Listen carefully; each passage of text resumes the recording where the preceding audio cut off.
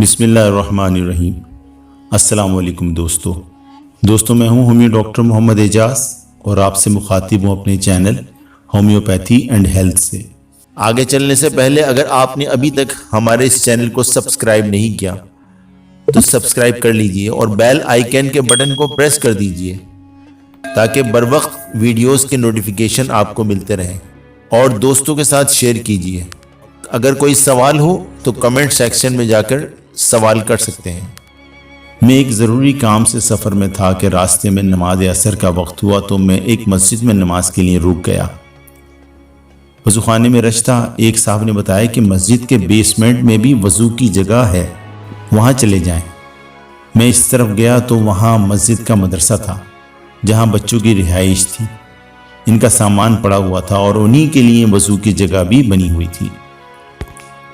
نماز میں چونکہ ابھی کچھ وقت باقی تھا سو میں نے وضو کیا اور ان چھوٹے چھوٹے فرشتہ نما صاف ستھرے مدرسے کے بچوں کے قریب بیٹھ کر ان کی معصومانہ گپ شپ سے مستفیض ہونے لگ گیا۔ میرے بالکل سامنے ان کے چھوٹے چھوٹے ٹرنک پڑے ہوئے تھے۔ ان میں سے ایک پرانا سا جستی چادر کے ایک ٹرنک پر ایک جملہ دیکھ کر نہ جانے کیوں میں چونک گیا۔ اس ٹرنک پہ لکھا تھا، یہ وقت بھی گزر جائے گا۔ میں بے ساختہ کھڑا ہوا، اس ٹرنک کے پاس گیا اور اس لکھائی پر ہاتھ پھیرنے لگ گیا۔ میری یہ حرکت بے ساختہ تھی اور میرے گرد پتہ نہیں کیوں دکھ درد اور کرب کا ایک حالہ سا بن گیا تھا۔ میں نے اس بچے کے بارے میں پوچھا کہ اس ٹرنک کا مالک بچہ کون ہے؟ پتہ چلا وہ اوپر مسجد میں نماز کے لیے چلا گیا ہے۔ باقی بچے بھی جا رہے تھے، میں بھی انہی کے ساتھ اوپر آ گیا۔ میں بظاہر نماز میں کھڑا ہوا تھا مگر دوران نماز بھی ٹرنک پہ لکھا وہ جملہ کہ یہ وقت بھی گزر جائے گا میرے حواس پر چھایا رہا۔ نماز سے فارغ ہو کر میں دوبارہ نیچے آ گیا اور اس بچے سے ملا۔ میں نے اس کی انگلی پکڑی اور اس کو ٹرنک کے پاس لے گیا۔ یہ 8 سال کا ایک خوبصورت بچہ تھا جس کا نام عبدالشکور تھا۔ میں نے اس ننھے فرشتے سے حال احوال پوچھا اور اس جملے کے معنی پوچھنے لگ گیا۔ وہ ٹال مٹول سے کام لینے لگ گیا۔ میں اصرار کرنے لگا کہ وہ کہاں سے لیا اور اپنے ٹرنک کے لیے اس جملے کا انتخاب کیوں کیا۔ وہ مسکرایا اور یوں مسکرائے کہ اس کی آنکھیں نم ہو گئیں۔ آنسوؤں کی ایک لکیر اس کی آنکھوں سے نمودار ہوئی اور گالوں سے ہوتی مسجد کی صفوں پر جذب ہو گئی۔ وہ کچھ کہنا چاہ رہا تھا مگر کہہ نہیں پا رہا تھا۔ میں نے اس کو تسلی دی، ایک بچے کو پانی لانے کا کہا اور اس کے پاس بیٹھ گیا۔ ذرا سی دیر بعد وہ کچھ بحال ہوا اور بتایا کہ میں 3 سال کا تھا کہ میرے والد محترم ایک حادثے میں اللہ کو پیارے ہو گئے۔ ایک بہن جو مجھ سے 2 سال بڑی ہے، والدہ محترمہ اور بہن گھر میں ہیں۔ والد صاحب کی خواہش تھی کہ میں حافظ بنوں۔ انہوں نے اس خواہش کا اظہار امی سے کیا تھا۔ وہ فوت ہوئے تو امی نے ان کی خواہش پوری کرنے کا ارادہ کر لیا۔ رشتہ دار ہیں نہیں، بس چھوٹا سا کنبہ ہے۔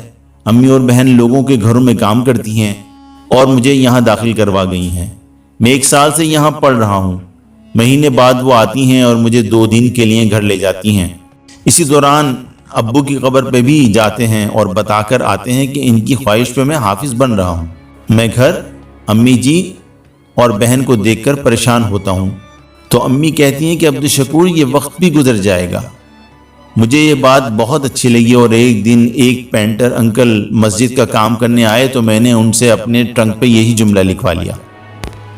رات کبھی کبھی مجھے دیر تک نیند نہیں آتی، ابو یاد آتے ہیں، امی اور بہن کا کام کرنا یاد آتا ہے، بے چین ہو جاتا ہوں تو میں اٹھ کر اس جملے کو دہرا لیتا ہوں۔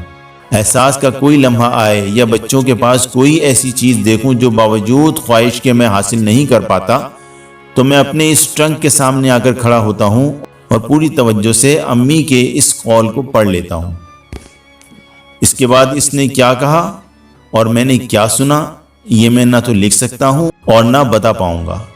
بس اتنا عرض ہے کہ ملک بھر میں اس طرح کے بچے بھی ہمارے بچے ہیں۔ ان پر زبانیں اچھالی جاتی ہیں، یہ معلوم نہیں کہ یہ معصوم کن کن حالات سے گزر کر ہمارے امام و پیشوا بنتے ہیں۔ کچھ نادان ان پڑھ زبان درازی کرتے ہیں، انہیں کیا معلوم کہ ان کی حفاظت اللہ کے نورانی فرشتے کرتے ہیں۔ ان کے پاؤں تلے فرشتے پر بچھاتے ہیں۔ آخر کوئی وجہ تو ہے کہ زبان درازی کرنے والے مصلی رسول کے قابل نہیں ہوتے، بلکہ یہی معصوم پھول مصلی رسول پر ہمارے امام بنتے ہیں۔ اس لیے ان کے خلاف نہ بولا کریں، کیونکہ سورج پر تھوکنے سے اس کی شان کم نہیں ہو جاتی، اور نہ سورج پر بھونکنے سے یہ بے نور ہوتا ہے۔ اور جب کبھی آپ کا چکر لگے ان کا حال احوال پوچھ لیا کریں، اہل محلہ ان کے احوال سے باخبر رہا کریں۔ اللہ تعالیٰ کے یہ ننھے منھے مہمان فرشتے ہماری توجہ کے مستحق ہیں، ہمارا فرض ہے کہ ان کا خیال رکھیں، یہ ہماری عاقبت کے لیے مفید ہوگا، باقی وقت تو ان کا بھی گزر ہی جائے گا۔ میں امید کرتا ہوں کہ آج کی یہ تحریر ویڈیو کی صورت میں آپ کو پسند آئے گی۔ پسند آئی ہو تو اپنے دوستوں کے ساتھ شیئر کیجئے، کمنٹس کیجئے، اور اگر کوئی سوالات ہوں تو کمنٹ سیکشن میں جا کے کر سکتے ہیں۔ ابھی تک آپ نے اگر میرے اس چینل کو سبسکرائب نہیں کیا تو سبسکرائب کر لیجئے۔ میں اسی طرح سے مفید، معلوماتی اور دلچسپ تحریر آپ کے ساتھ شیئر کرتا رہوں گا۔ اب تک کے لیے اجازت دیجئے، پھر ملتے ہیں اگلی کسی ویڈیو میں۔ صحت مند رہیے، تندرست رہیے، اپنا خیال رکھیے۔ اللہ نگہبان۔